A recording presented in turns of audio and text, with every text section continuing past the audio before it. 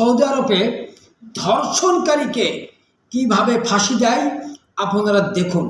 Saudi আরবে ধর্ষণকারীকে রাজপথে open ফাঁসির মাধ্যমে তাকে মৃত্যু ঘোষণা করে।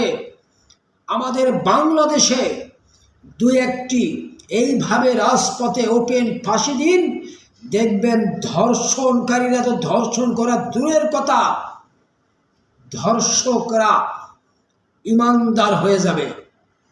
অথচ আমাদের বাংলাদেশে হাজার হাজার ধর্ষণ হচ্ছে, হাজার হাজার মা বোনেরা রাজপথে ধর্ষিতা হচ্ছে, হাজার হাজার আমার মা, আমার বোন, আমার সন্তান, আমার ভাগ্নি, আমার ভাতিজি ধর্ষিত হচ্ছে।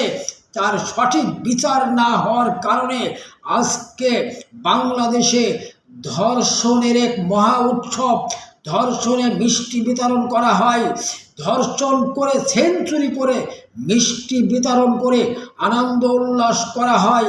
এই কারণে আজকে ধর্ষকরা ভয় পাচ্ছে না, ধর্ষণ করতে দ্বিধাবোধ করছে না। আমার মা ধর্ষণ করছে, আমার বোনকে ধর্ষণ করছে, আমার ভাতিজিকে ধর্ষণ করছে, আমার ভাগ্নিকে ধর্ষণ করছে। ধর্ষণের বিরুদ্ধে প্রতিরোধ গড়ে তুলতে হবে।